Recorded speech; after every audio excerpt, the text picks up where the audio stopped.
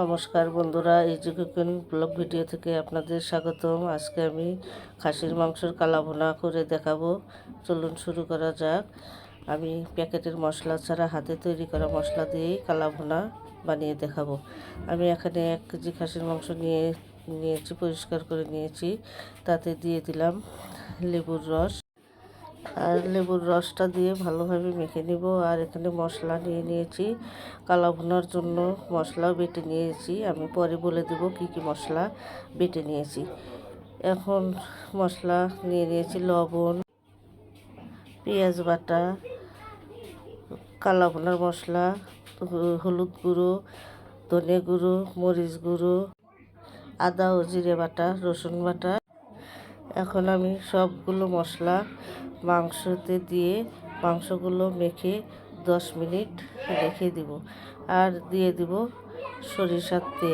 সরিষার তেল দিয়ে ভালোভাবে হাত দিয়ে মেখে 10 মিনিটের জন্য আমি রেখে দেব। আর কালা ভুনার জন্য নিয়েছি 4-5টি গোলমরিচ, আর নিয়েছি 2-3টি সাদা এলাচ ও 2টি বড় কালো এলাচ, আর 4টি লবঙ্গ একসঙ্গে বেটে নিয়েছি।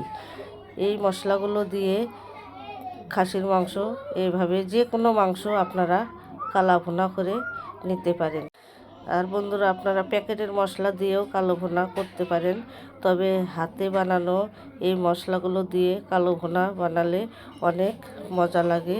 আপনারা যে কোনো মাংসই এভাবে কালো ভুনা রান্না করে নিতে পারেন। আমি চুলায় কড়াই বসিয়ে দিয়েছি, কড়াইয়ে তেল দিয়ে দিয়েছি। এখন এতে ফোড়নে দিয়ে দিব 2টি তেজপাতা, আর দিয়ে দিব 2 টুকরো দারচিনি, আর দিয়ে দিব 2টি সাদা এলাচ। দিয়ে ভালোভাবে একটু গন্ধ বেরোনো পর্যন্ত মশলাটাকে ভেজে নেব। এখন দিয়ে দিব পেঁয়াজ কুচিটা লাল লাল করে ভেজে নেব, কারণ কালা ভুনা করব, এই জন্য ভালোভাবে পেঁয়াজটাকে ভেজে নিতে হবে। যেহেতু আমি সব মশলা দিয়ে মেখে রেখেছি। এখন দিয়ে দিব 1টি টমেটো কুচিটা দিয়ে পেঁয়াজটাকে একদম লাল করে ভেজে নিব। এখন ঢাকনাতে ঢেকে একটু ভেজে নিব, যাতে পেঁয়াজটা নরম হয়ে যায়। এর জন্য ঢাকনাতে ঢেকে কিছুক্ষণ ভেজে নিলাম। এখন মাখানো মাংসগুলো দিয়ে দিলাম। দেখতেই পাচ্ছেন মাংসর কালারটা কত সুন্দর হয়েছে। মাংসটাকে যত কষাবেন ততই ভালো লাগবে, আর মাংসগুলো ভালো সেদ্ধ হবে। বন্ধুরা, মাংসতে লেবুর রস দিয়ে মাখিয়ে রাখলে মাংসের গন্ধটাও থাকে না, আর খেতেও ভালো লাগে। আমি এখন ঢাকনাতে ঢেকে ভালোভাবে কষিয়েই মাংসটা সেদ্ধ করে নেব। এখন ঢাকনা দিয়ে ঢেকে মাংসের জল শুকানো পর্যন্ত কষিয়ে নিব।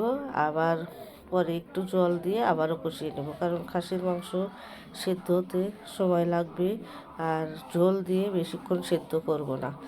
আবারও ঢাকনাতে ঢেকে দিলাম, দিয়ে আবারও ভালোভাবে, দেখতেই পাচ্ছেন বন্ধুরা কত সুন্দর কালার এসেছে।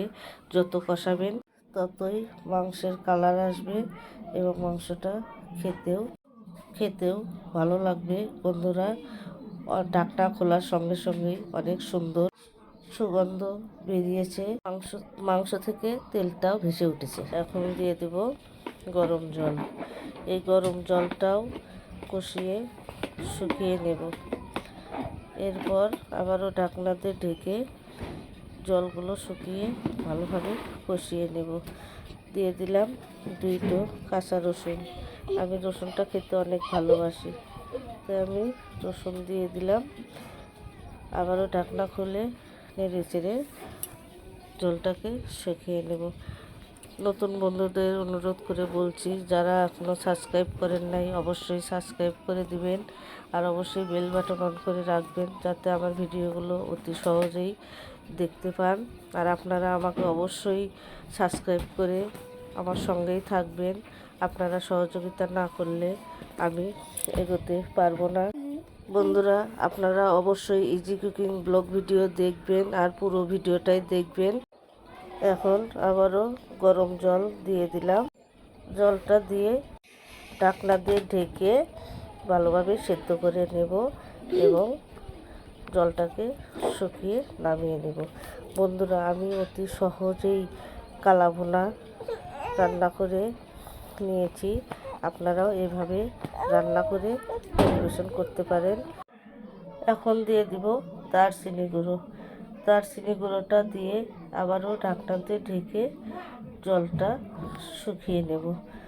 বন্ধুরা, আমার এই রান্নাটি যদি ভালো লেগে থাকে অবশ্যই লাইক, কমেন্ট, সাবস্ক্রাইব করে দিবেন। বন্ধুদের মাঝে বেশি বেশি শেয়ার করে দিবেন। দেখতেই পাচ্ছেন কত সুন্দর কালো ভুনা হয়েছে।